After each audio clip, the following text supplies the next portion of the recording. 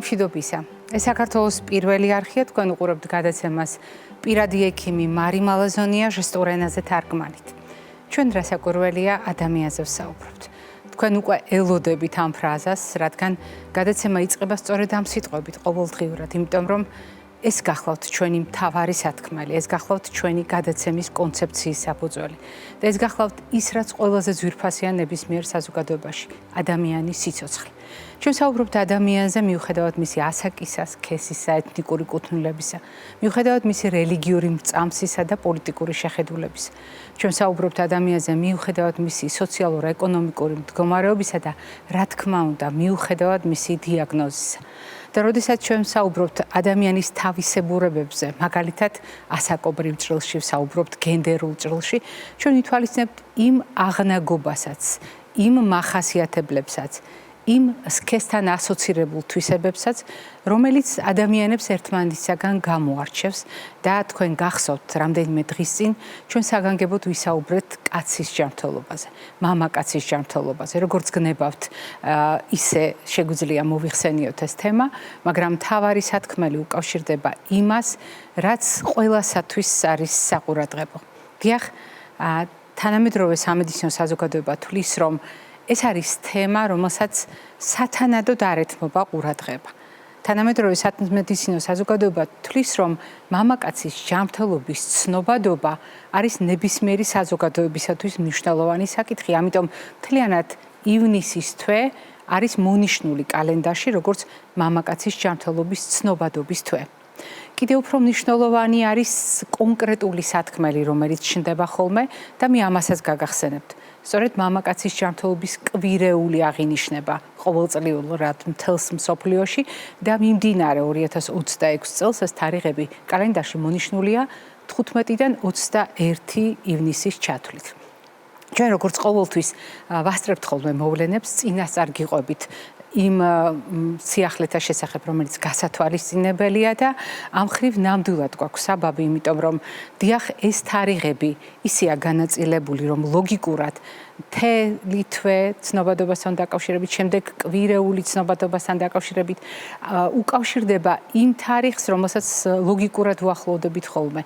ეს გახლავთ 21 ივნისი მამების დღე, რომელსაც ძალიან ბევრ ქვეყანაში აღნიშნავენ, თუმცა ჩვენ ტრადიციულად ამ კვირეულს აღნიშნავთ ჩვენს გადაცემაში და კიდევ ერთხელ საუბრობთ ხოლმე კაცის ჯანმრთელობის ნაკლებად ცნობილ წახნაგებს. დღეს ჩვენ გვაქვს საშუალება გაგიზიაროთ ინფორმაცია, რომელიც ამ თემასთან დაკავშირებულ სამეცნიერო კონგრესს უკავშირდება და დიახ, სწორედ მამაკაცის ჯანმრთელობასთან დაკავშირებულ საერთაშორისო კონგრესს უმასპინძლა 6 და 7 ივნის თბილისმა და სწორედ ამის შესახებ გიამბობთ შორენ ალაბაძე თავის სიუჟეტში.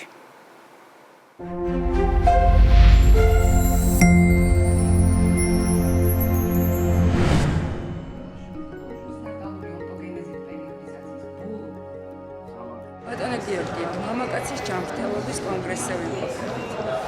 ზრუნავენ მამაკაცები თავის ჯანმრთელობაზე? ძალიან საინტერესო კითხვა. უნდა გითხრათ, რომ მამაკაცები ბევრად უფრო ცუდად ზრუნავენ თავის ჯანმრთელობაზე, ვიდრე ქალები. ეს არ არის ქართული ფენომენი, ეს არის მსოფლიოში ყველგან და ამას სტატისტიკაც ადასტურებს, რომ მიმართვიანობის თვალსაზრისით ქალი ყოველთვის უმნიშვნელო ჩივილისაც კი მიმართავს ექიმს და კაცი ან მიმართავს, ან საერთოდ ივიწყებს და მერე უკვე გართულებულ მდგომარეობის დროს მიმართავს სამედიცინო დახმარებას. აქ არის ლაპარაკი მარტო უროლოგიურ პრობლემებზე, აქ არის ზოგადად პრობლემებზე, რომელიც მამაკაცს შეიძლება აწუხებდეს. ჩვენ ვცდილობთ, რომ ესეთი კონგრესები ყოველთვის იყოს მულტიპროფილურია. მულტიპროფილური ნიშნავს, რომ სხვადასხვა სპეციალობის ექიმები მონაწილეობენ მსგავსი კონგრესების მუშაობაში. ანუ აი ჩვენ კონგრესში მაგალითად არის ჩართული ნევროლოგი, ანესთეზიოლოგი, ონკოლოგები, ფსიქოლოგიც კი, რასაკვირველია უროლოგებიც, ენდოსკოპისტები, ანდროლოგები, გასტროენტეროლოგები. ანუ ჩვენ ვცდილობთ რაღაცა პრობლემა წარმოვაჩინოთ სხვადასხვა კუთხით და ვაჩვენოთ, თუ რამდენად მნიშვნელოვანია ეს აი ასე დროს გუნდური მკურნალობა, გუნდური დიაგნოსტიკა და გუნდური დახმარება პრობლემის მოსაგვარებლად. პროსტატის კიბოს სკრინინგის მთავარი დანიშნულებაა ვეცადოთ და აღმოვაჩინოთ პროსტატის კიბო ჯერ კიდევ მაშინ, როცა მისი განკურნება შესაძლებელია. პრობლემა ისაა, რომ პროსტატის კიბოს არ აქვს სიმპტომები, ასე რომ ერთადერთი გზა მისი ადრეული აღმოჩენისთვის 50-დან 60 წლამდე ასაკის მამაკაცების სკრინინგია. თანამედროვე პირობებში ეს მარტივად. სისხლის ანალიზით ხდება. თუ მაჩვენებელი ნორმაშია, მისი გადამოწმება 5 წლის შემდეგაა რეკომენდებული. ხოლო თუ მაჩვენებელი მაღალია, საჭიროა დამატებითი კვლევები. დადასტურებულია, რომ მამაკაცების 65%-ის მაჩვენებელი ნორმაშია. პროსტატის კიბო ძირითადად ნელა ვითარდება. გავრცელებულია აზრი, რომ პროსტატის კიბო არ არის საშიში და ამით ადამიანი არ შეიძლება გარდაიცვალოს. ეს არასწორია. პროსტატის კიბო თავს იჩენს ახალგაზრდობისას, დაახლოებით 45-55 წლის ასაკში. და რადგან ის ნელა პროგრესირდება, შესაძლებელია სიკვდილის მიზეზი სულ სხვა რამ აღმოჩნდეს. მიუხედავად იმისა, რომ პროცენტული მაჩვენებელი დაბალია, არსებობს პროსტატის კიბოს მეტად აგრესიული ფორმებიც, როცა მეტასტაზები მალე ვითარდება და ეს გარდაცვალებას დროის მოკლე მონაკვეთში იწვევს.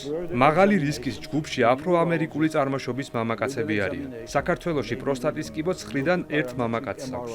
ასევე მაღალი რისკის ჯგუფში არიან მამაკაცები, ვისაც საოჯახო ისტორიაში ძუძუს კიბო აქვს. საჭიროა ცნობიერების ამაღლება, რომ მამაკაცებს ჰქონდეთ ინფორმაცია. პროსტატის კიბო მამაკაცებში კიბოს გამომწვევ მიზეზთა შორის ევროპაში მეორეა. მე ადამიანის უფლებებს მოქალაქეების გასაძლიერებლად ვიყენებ. ადამიანის უფლებები, როგორიცაა მზრუნველობაზე წვდომა, ღირსება, კონფიდენციალობა, აძლიერებს არამხოლოდ სექსუალურ ჯანმრთელობას, არამედ ზოგად ჯანმრთელობასაც. და ჩვენ ვიცით, რომ არსებობს კავშირი სექსუალურ ჯანმრთელობასა და ზოგად ჯანმრთელობას შორის. თუ გააუმჯობესებთ ზოგად ჯანმრთელობას, თქვენი სექსუალური ჯანმრთელობაც გაუმჯობესდება და პირიქით. ქალისა და მამაკაცის დისფუნქცია არამხოლოდ თავად ამ ადამიანზე, არამედ მათ პარტნიორზე, ოჯახსა და შვილებზე ახდენს გავლენას. ეს მრავალი კვლევითაა დადასტურებული.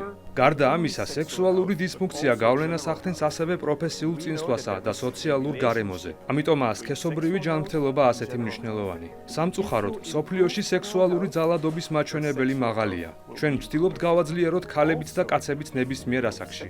ადამიანის უფლებების დაცვის საშუალებით კი ჩვენ შეგვიძლია ამის მიღწევა. ეს კონგრესი ერთ-ერთია იმ მცირერიცხოვან კონგრესებს შორის, რომელიც მამაკაცის ჯანმრთელობას ეძღვნება. ეს ძალიან მნიშვნელოვანია და ჩემთვის დიდი პატივია, რომ მისი მონაწილე ვარ. თუ პროსტატის კეთილთვისებიან სიმსივნეს თავის დროზე მივაქცევთ ყურადღებას, თავიდან ავიცილებთ ამ პათოლოგიის შედეგებს. სწორი მკურნალობა ერთადერთი გზაა პროსტატის კეთილთვისებიანი სიმსივნის არასასურველი შედეგების თავიდან ასაცილებლად. ანთებისა და კეთილთვისებიანი სიმსივნის მართვის მიმართულებით თანამედროვე მსოფლიოში არაერთი საშუალებაა ხელმისაწვდომი და მიხარია, რომ ეს მათ შორის საქართველოშიც ხდება.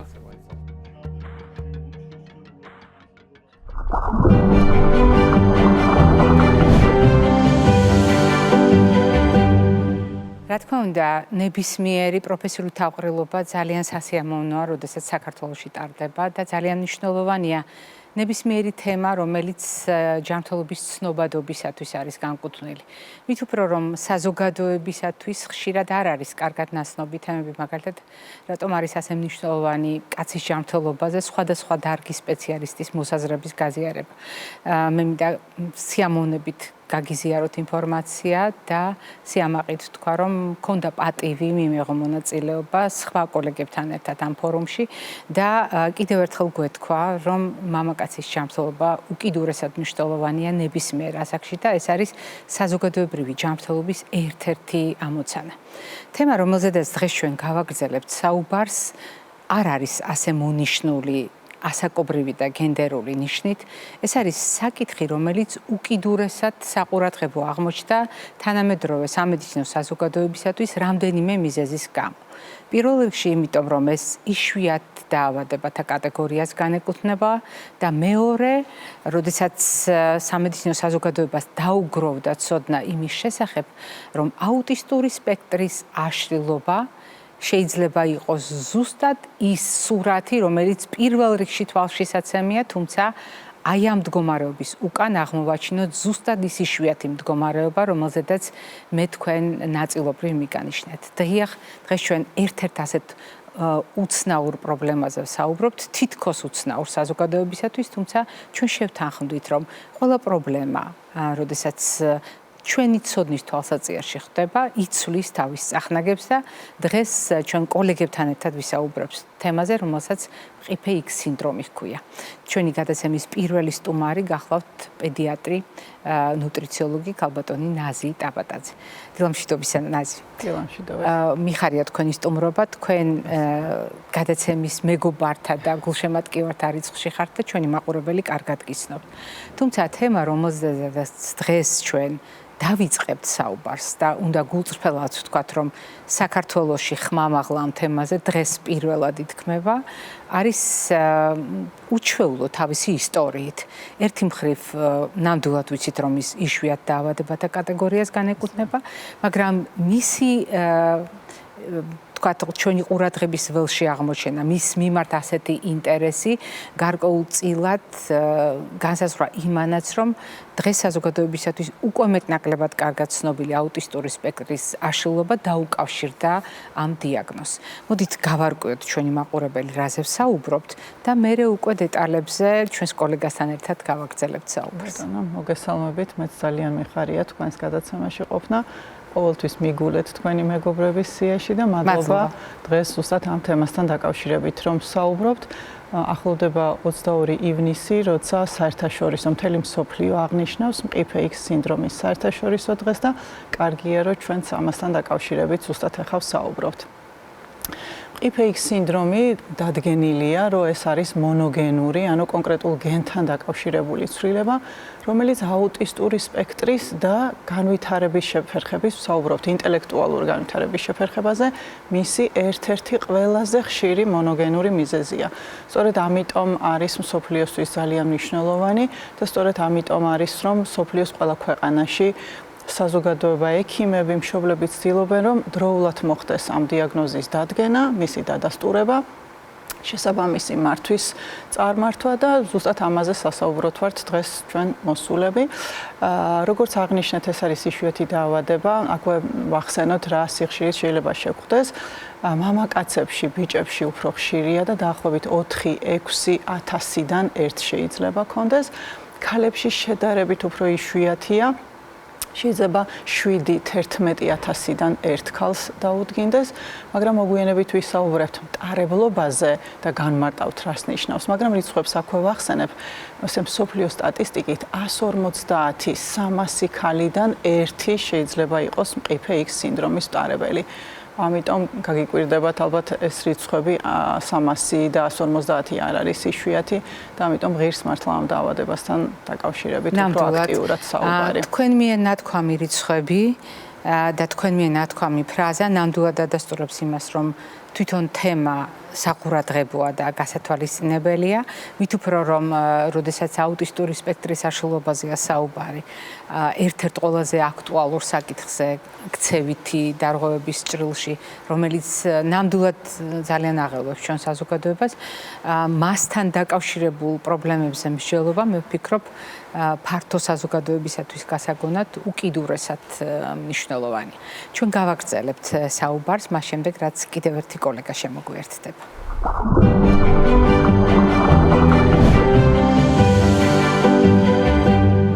ვაგრძელებთ საუბარს, ჩვენ კიდევ ერთი კოლეგა შემოგვიერთდა და სიამოვნებით წარმოგიდგენთ ექიმ გენეტიკოს პროფესორ ქალბატონ მაკა ჯიპაშვილს. დილამშვიდობისა მაკა. დილამშვიდობის, მოგესალმებით, დიდი მადლობა მოწვევისთვის. მადლობა რომ შემოგვიერთდით, თქვენც გიცნობთ ჩვენი მაყურებელი და ძალიან მნიშვნელოვანია დღეს სწორედ თქვენგან მოვისმინოთ ინფორმაცია.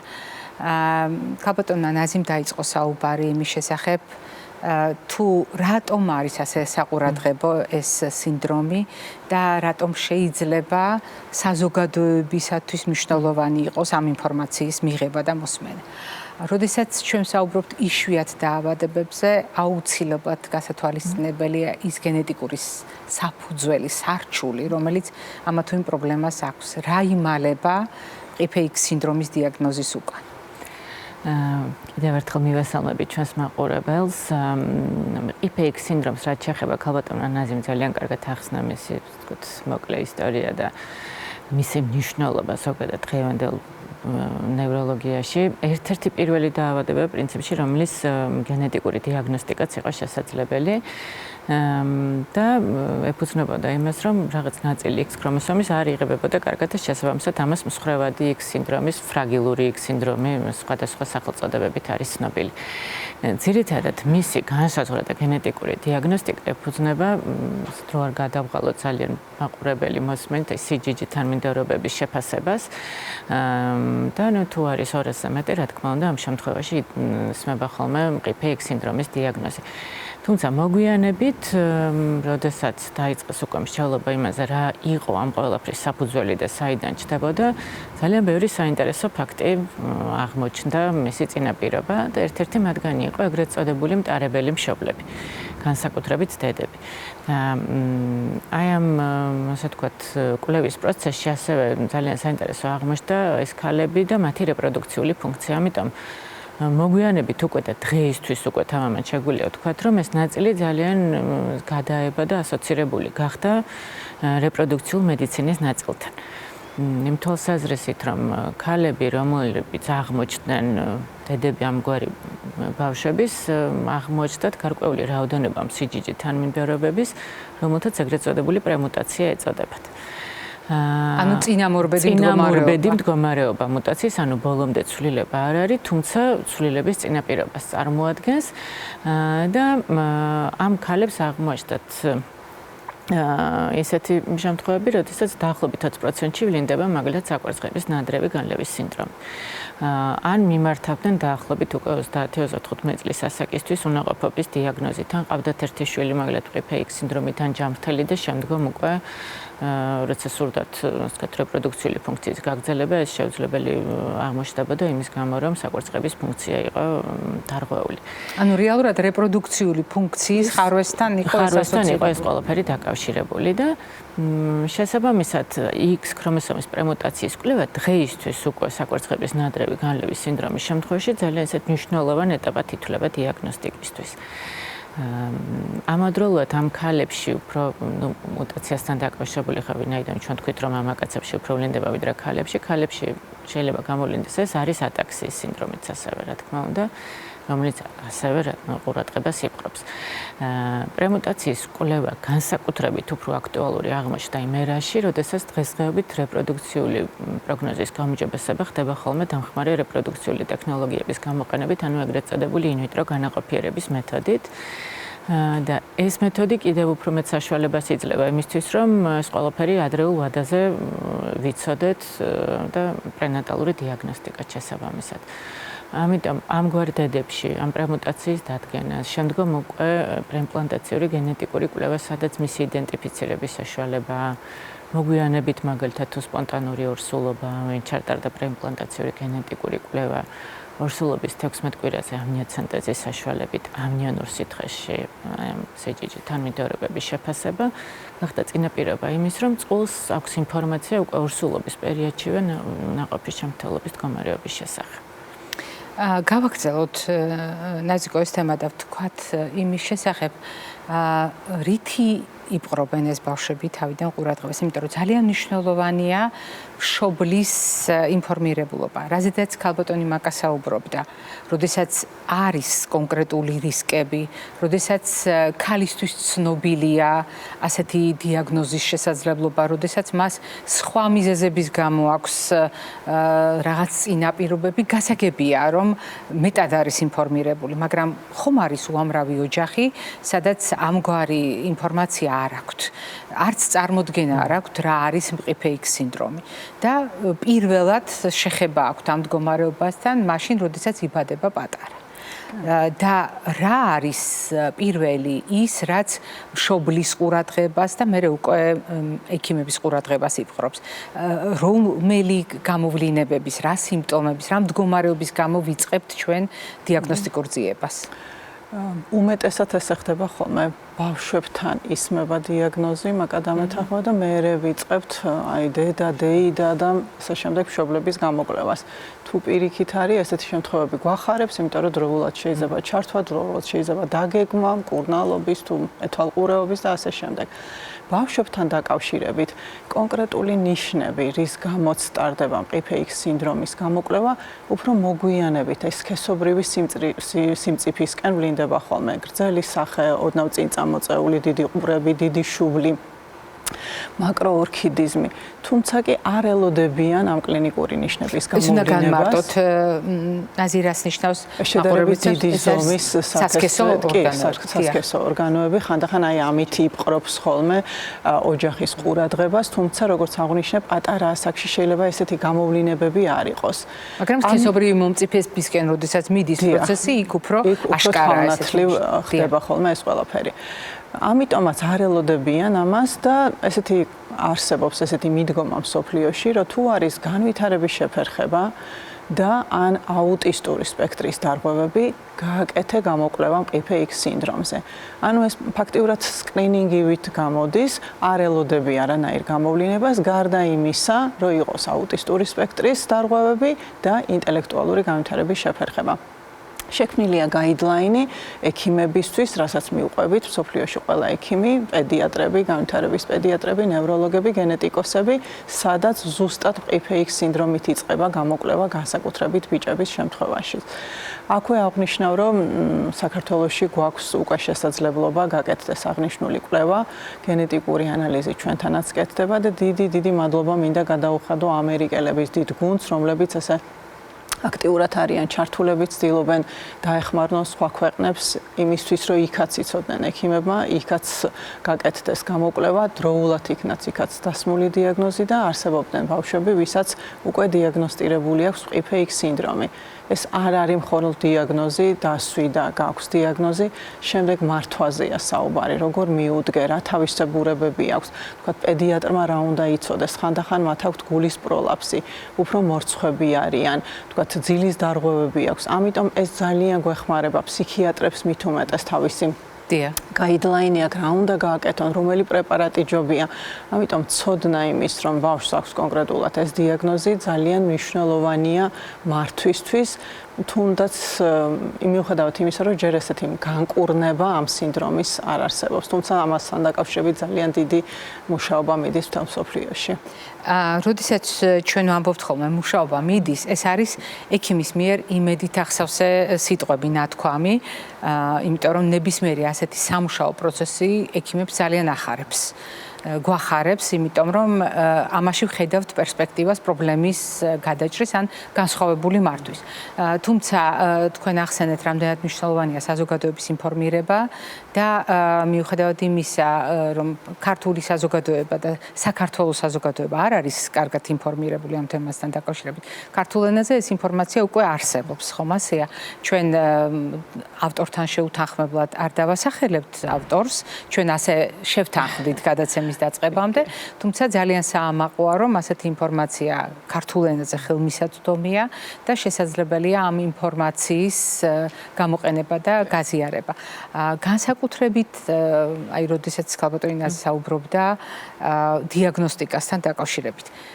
დიაგნოსტიკა, როდესაც ჩატარდა, ნიშნავს თუ არა იმას, რომ ეს შეფასება მხოლოდ ბავშვის მაგალითია გასათვალისწინებელი. თუ ეს არის გარკვეულწილად რეკომენდაცია ამ ქალბატონისთვისაც, ვისაც აქვს მსგავსი რისკები და რაც ოჯახური ისტორიისთვის უნდა იყოს გასათვალისწინებელი. დიაგნოსტიკის შემთხვევაში, როგორც ქალბატონაზე მანამდე ახსენა, არსებობს ორი მიდგომა. ერთი, როდესაც ბავშვიდან მივდივართ ოჯახისკენ და ოჯახის, ვთქვათ, კვლევისკენ და მეორე, როდესაც ეს სრულიად შემთხვევით, სრულიად სხვა, ასე ვთქვათ, მიზეზით გამოკვლევის შემთხვევაში აღმოაჩნდა, რომ არსებობს რისკი და, ამ შემთხვევაში, რა თქმა უნდა, ბევრად უფრო მაღალია პრევენციის საშუალება. იმ შემთხვევაში, როდესაც ვნახულობთ, რომ ბავშვს აქვს მსგავსი პრობლემა, მე რა თქმა უნდა, უკვე იწყება ოჯახის წევრების ტესტირება, შემდგომი, ასე ვთქვათ, მისი სიფსების, ანუ მისი დაძმებისთვის რისკების შეფასება და ასე შემდეგ.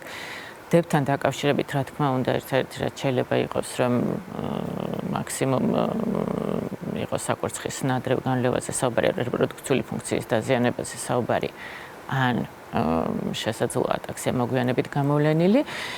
რაც შეეხება ვაჟებს, რა თქმა უნდა, ყველა ვაჟთან დაკავშირებით რისკი არსებობს.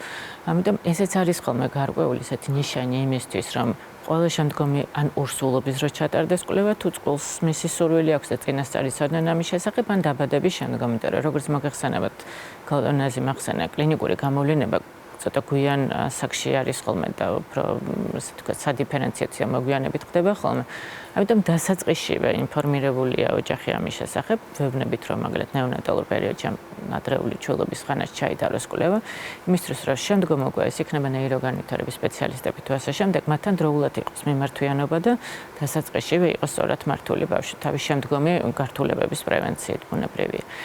ასე რომ არსებობს ეს ორი მიდგომა, რა თქმა უნდა, ძალიან მნიშვნელოვანია ხოლმე კლინიკოგენეალოგიური ანამნეზი და გვაქვს ხოლმე ესეთი შემთხვევებიც, როდესაც დედის ძმას შეიძლება ჰქონდეს რაიმე ტიპის პრობლემა ზუსტად მსგავსი.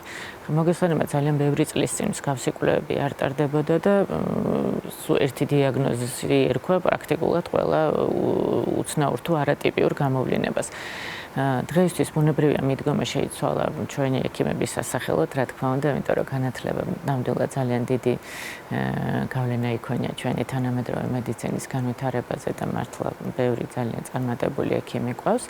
მადლობა მათ ამისთვის და შესაბამისად მე უკვე ხვდებით, რომ ეს როდესაც არის დედის მათ ზუსტად მსგავსი სიმპტომატიკით, რა თქმა უნდა, აქ პრიფეიქ სინდრომზეა საუბარი და ოჯახური რისკების შეფასებაც უკვე მე გაცილებით მარტივია.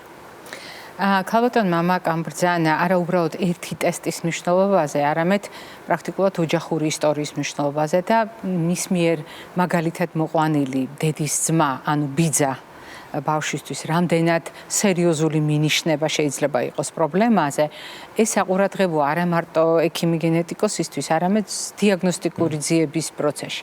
თუმცა თქვენ ძალიან დაიწყეთ საუბარი დიაგნოზის შემდგომ ცხოვრებაზე. როდესაც ჩვენ ვლაპარაკობთ მოვლაზე, როდესაც ჩვენ საუბრობთ ამ ბავშვების ადაპტაციაზე, განვითარების ზედამხედველობაზე და რაც თავარია ამ ბავშვების ცხოვრების ხარისხის შენარჩუნებაზე, სოციალიზაციაზე, ეს არის ის ამოცანები, რომელიც მშობელსაც აქვს და საზოგადოებასაც.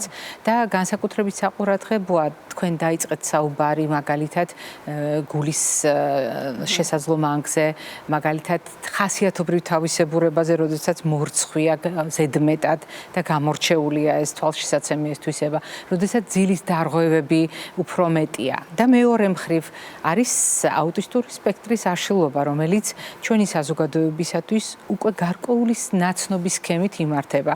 არის ნევროლოგის ჩართულობა, თუ საჭიროა ფსიქიატრი, არის ქცევითი თერაპია, არსებობს ქცევითი თერაპიის სპეციალური კურსები ამ ბავშვებისთვის. აქ როგორ ხდება? ყველაფერი ერთიანდება თუ არის რაღაც განსხვავებული განსაკუთრებული მიდგომები აქაც ზუსტად იგივეა, როგორც თქვა, სხვა პაციენტებთან დაკავშირებით მულტიდისციპლინარული, ანუ ბევრი ექიმის ჩართულობით პაციენტზე მორგებული ცენტრი პაციენტია და გარშემოა ყველა ექიმი. განვითარების სპეციალისტი, ნევროლოგი, პედიატრი, რა თქმა უნდა, ჩართულები არიან, მაგრამ იმის გათვალისწინებით, რომ პრიფეიქ სინდრომია უკვე დიაგნოსტირებული, იმის გათვალისწინებით, რომ სოფლიოში დაგროვდა ინფორმაცია, რა შეიძლება უფრო ეფექტურად იყოს გამოყენებული იგივე ფსიქიატრებისთვის, რომელი წამლით ჯობია თუ საჭიროა წამლის ჩართვა ამა თუ იმ ქცევის დარღვევის მოგვარება. თუნდაც იმის ცოდნა, რომ მაგალითად გულყრები ამ ბავშვებთან უფრო მსუბუქია და შესაძლოა წამლის გარეშეც თავისთავად დასრულდეს. ესეც ინფორმაცია ექიმისთვის, ინფორმაცია და ძალიან მნიშვნელოვანი ოჯახისთვის. ამიტომ იმის ცოდნა, რომ დიაგნოზის მერე იწყება უკვე ბევრი რაღაცის დაგეგმა და თან სწორი ნაბიჯების დაგეგმა დაგეთანხმებით, რომ ძალიან მნიშვნელოვანია. თქვენ ახსენეთ სქესობრივი განვითარება, როგორც ერთგვარი მიჯნა.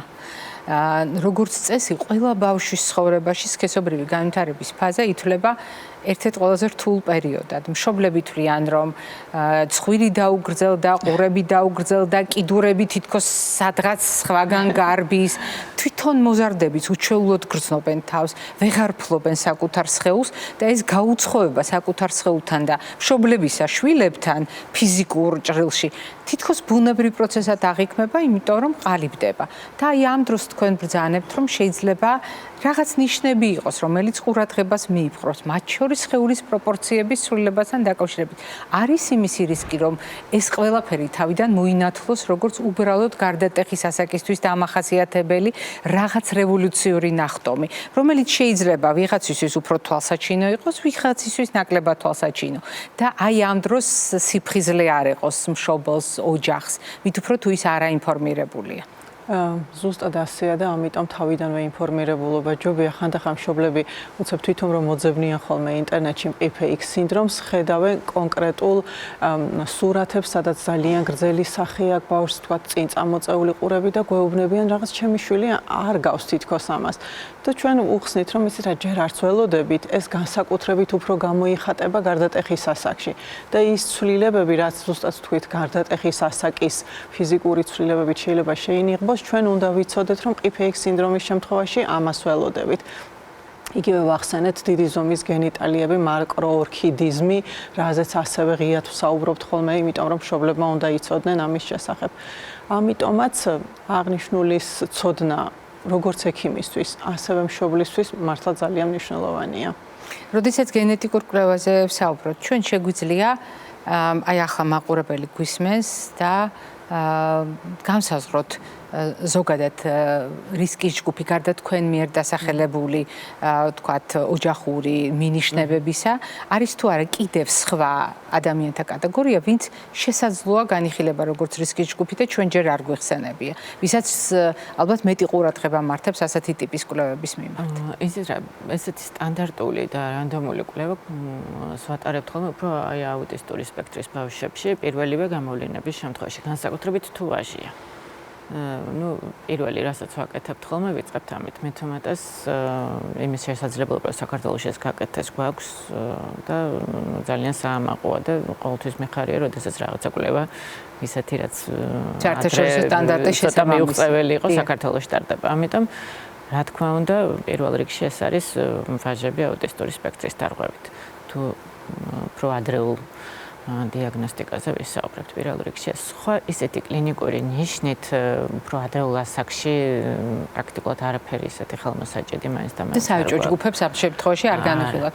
სკრინინგის თვალსაზრისით, როდესაც ჩვენ საუბრობთ სკრინინგზე, ჩვენ საუბრობთ მაგალითად, რამდენად მნიშვნელოვანია ფენილკეტონურიასთან დაკავშირებით სკრინინგი. ჩვენ საუბრობთ სმენისა და მხედველობის სკრინინგთან დაკავშირებითაც კი. აი ამ ტიპის პრობლემებთან მიმართებაში გვაქვს თუ არა სკრინინგი და განიხილება თუ არა საერთოდ სკრინინგის თემაში ეს პრობლემა. ძალიან კარგი იქნება ალბათ რომ თავიდანვე მოხდეს ამის სკრინინგი და ახალშობილობის პერიოდშივე იცოდეს ადამიანმა არის თუ არა მისი შვილი მაგალითად PPX სინდრომის მქონე.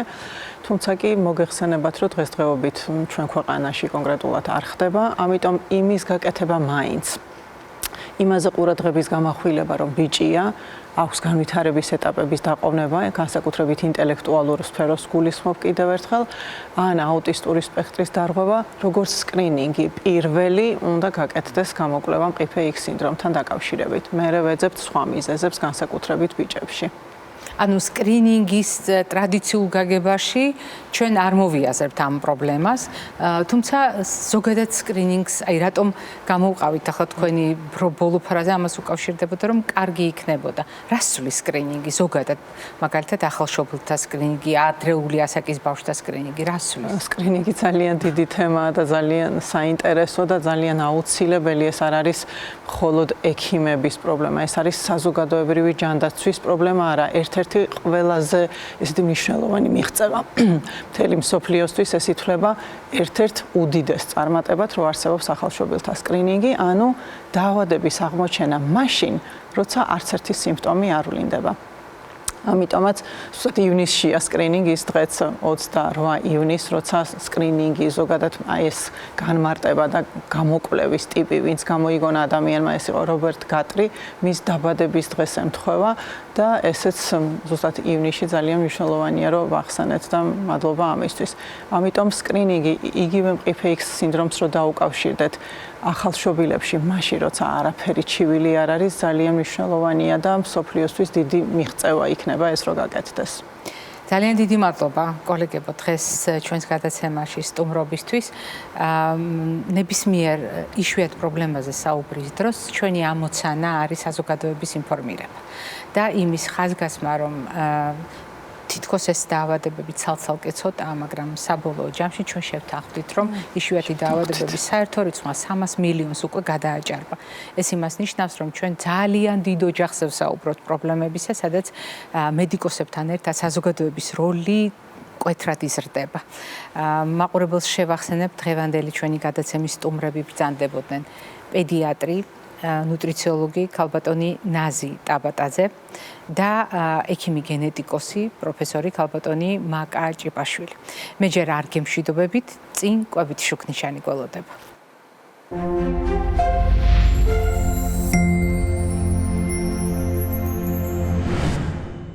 ბავშვის კვება ნებისმიერ ასაკში უზარმაზარი პასუხისმგებლობაა და ეს ყველა ოჯახმა კარგად იცის. განსაკუთრებით მნიშვნელოვანია ბავშვის კვებაზე ვისაუბროთ ზოგად ჭრილში და კერძო პრობლემების განხილვისას. მაგალითად, რა ვიცით ზოგადად? ზოგადად ვიცით მთავარი კანონზომიერება, ის რომ ჩვენი შვილებისთვის კვება უნდა იყოს აუცილებლად დაბალანსებული. რას ნიშნავს დაბალანსებული კვება ბავშვებისთვის?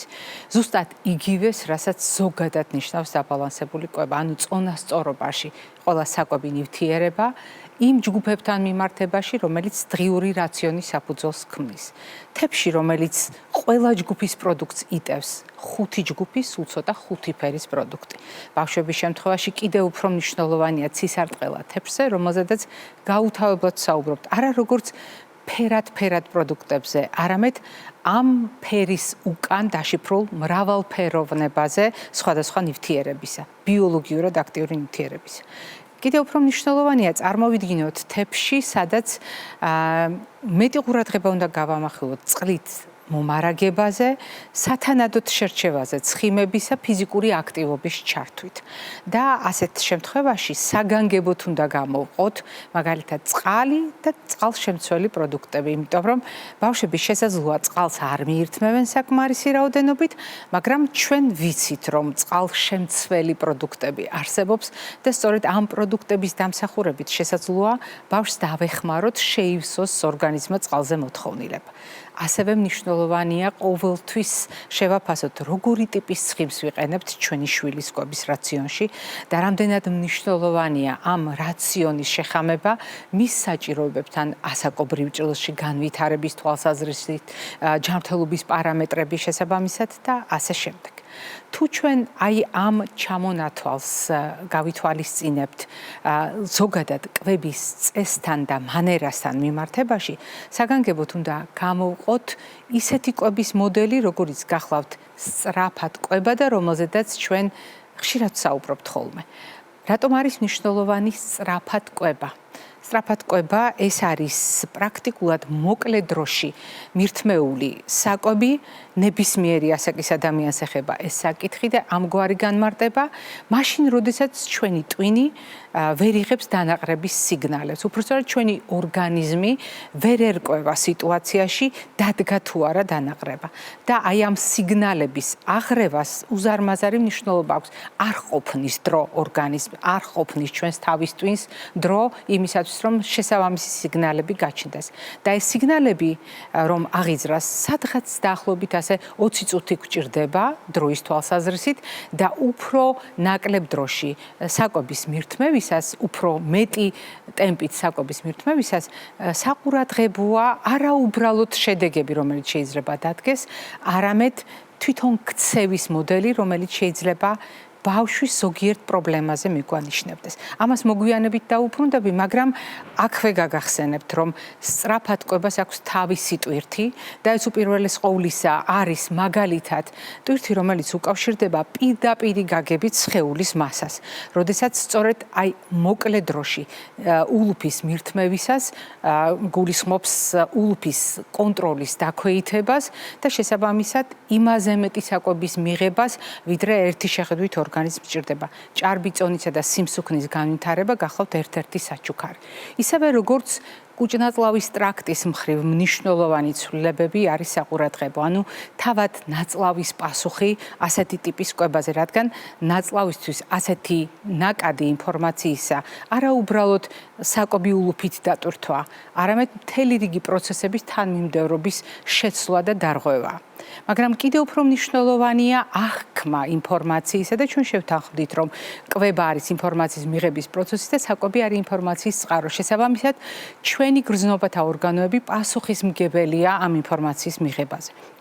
ბავშვი უკიდურესად მგრძნობიარეა საკვების მიმართ, ნებისმიერ ასაკში. და მცირე ასაკის ბავშვების განვითარების სხვადასხვა ეტაპს თუ დავაკვირდებით, ჩვენ აუცილებლად აღმოვაჩენთ, როგორ რეაგირებენ ისინი საკვებზე, როგორც ინფორმაციაზე და როგორ გამოხატავენ ამას საკუთარი გრძნობათა ორგანოებით. მაგრამ თუ ჩვენ ვლაპარაკობთ ქცევის დარღვევაზე, თუ ჩვენ ვლაპარაკობთ და შეგრძნებების თავისებურებაზე ქცევის დარღვევებთან მიმართებაში, აქ განსაკუთრებით საყურადღებოა სწრაფად კვებაც, აქ განსაკუთრებით საყურადღებოა ნაწლავის პასუხიც, აქ განსაკუთრებით საყურადღებოა თვითონ გრძნობათა ორგანოების რეაქციის შედეგად ჯამური ინფორმაცია, რომელსაც ბავშვის თავის ტვინი იღებს. კიდევ უფრო მნიშვნელოვანი საკითხი ამ ჩამონათვალში არის ქცევის დარღვევა. დიახ, ჩვენ ადრეც გვითქვამს და ახლა სიამოვნებით გაგახსენებთ, რომ სწრაფად კვება შეიძლება იყოს ქცევითი დარღვევის ერთ-ერთი გამოვლინება. და სწორედ აი ამ გამოვლინებით შეიძლება პირველად აღეძრას მშობელს ეჭვი, რომ რაღაც სხვაგვარად ხდება ბავშვთან დაკავშირებით. მაგალითად, ძალიან სწრაფად ცდილობს შეჭამოს საკვები. თითქოს მთელ ლუკმებს ყლაპავს, არც კი ღეჭავს. ეს არ არის ბავშვის ჯანმრთელობისათვის სასარგებლო. შეიძლება ეს გაივლოთ თქვენ თავში, მაგრამ მეორეს მხრივ შეიძლება იყოს ზუსტად პირველი გამოვლინება იმისა, რომ ბავშვის ქცევაში არის ხარვეზი. განსაკუთრებით საყურადღებო არის მისი დამოკიდებულება საკვები პროდუქტების მიმართ, როდესაც ის უყურებს პროდუქტს, ირჩევს პროდუქტს და ეხება პროდუქტს იმ შემთხვევაში, თუ ეს პროდუქტი არის ერთგვარად ერთფეროვანი, ერთგვაროვანი, უსახურიც კი, არაფერი გამორჩეული, შვიდია თავისი ყველა პარამეტრით და არაფერ განსაკუთრებულ ემოციას თითქოს არ აღწევს. რატომღაც ასეთ პროდუქტებს ანიჭებს ბავშვი უპირატესობას. ძალიან ფრთხილია პროდუქტებთან მიმართებაში და განსაკუთრებით მნიშვნელოვანია, როგორი სუნი აქვს, როგორი ფერი აქვს, შეხებისას როგორია ეს პროდუქტები და შეიძლება ყველა ეს შეგრძნება, რომელიც მე ჩამოთვალე, დაგემოვნებამდე აღმოჩნდეს იმის განსაზღვრელი, რომ ბავშვი უარს ამბობს ასეთ პროდუქტებს. სად არის გამოსავალი? რა თქმა უნდა, პირველ რიგში იმის გააზრება, რომ ძალდატანება არ არის კარგი გადაწყვეტილება. თუ მსგავსი სიმპტომები, მსგავსი გამოვლინებები აღმოაჩინეთ თქვენ შულთან ურთიერთობაში, არ დაიწყოთ საკვების გამოყენება ძალდატანებით. კიდევ ერთხელ გავიმეორებ, კვებაში ძალდატანება ეს არის პრობლემასთან არასწორი დამოკიდებულება, იმიტომ რომ ჩვენ არ ვიცით, რატომ იქცევა ბავშვი ასე და არა სხვაგვარად. ამიტომ ჯერ უნდა გავერკვიოთ და მხოლოდ შემდეგ დავიწყოთ საკვების ისე შეხამება. მეორე, რაც ძალიან მნიშვნელოვანია, მაგალითად, როდესაც გვინდა ახალი პროდუქტი შევთავაზოთ ჩვენ შვილს, მსგავსი მოვლენების ფონზე, არ გავაკეთოთ ეს კონკრეტულ ჯერზე, იმიტომ რომ შეიძლება ასეთ შემთხვევაში ეს ჯერიც დავკარგოთ. უმჯობესია ისეთ დროს შევაპაროთ პროდუქტი, როდესაც ბავშვი გართულია სხვა საქმიანობით. დიახ, პირდაპირ გაგებით შევაპაროთ. ბავშვი მთლიანად გადართულია სხვა საქმიანობაზე, სხვა აქტივობაზე და ვაპარებთ ასეთ პროდუქტს. და ბოლოს არის ერთი ძალიან მნიშვნელოვანი გასაღები ამ ურთიერთობაში. როდესაც ყველა ის პროდუქტი, რომელიც ახლა ჩემს ზურგს უკან არის ბავშვისთვის ერთი მხრივ ახალი ინფორმაცია შესაძლოა, რომელიც აფრთხობს, მაგრამ ეს არის ჩვენი ერთობლივი აქტივობის ნაწილი. როდესაც ბავშვთან ერთად ვარჩევთ პროდუქტებს. ის ეხება მისთვის მისაღებ პროდუქტს შეიძლება ირჩევს კიდევთ, ან უარყოფს მისთვის მიუღებელ პროდუქტებს. როდესაც მასთან ერთად ვამზადებთ, მასთან ერთად ვანაწილებთ პროდუქტებს და მასთან ერთად ვქმნით იმ კომპოზიციას, რომელიც მის თეფშზეც ეტევა და მის ორგანიზმშიც სათანადო ადგილს დაიკავებს. ეს მხოლოდ რამდენიმე ხრიკია, რომელიც მსგავს მდგომარეობაში მშობელს დაეხმარება, თუმცა ყველაზე მნიშვნელოვანი არის ინფორმაცია, რომელიც მე გაგიზიარეთ. თუ მსგავსი დარღვევები აღმოაჩინეთ კვების პროცესში თქვენ შულთან ურთიერთობაში, აუცილებლად დაეკითხეთ რჩევას პროფესიონალებს და მხოლოდ მათთან მსჯელობის შემდეგ გააგრძელეთ ურთიერთობა შულთან, ახალი ცოდნით, ახალი სამარჯვებით იმისათვის, რომ მისი ჯანმრთელობა გრძელვადიან პერსპექტივაში იყოს უზრუნველყოფილი. მე დღეს ამით გემშვიდობებით ჯანმრთელობას და დღეგრძელობას გისურვებთ.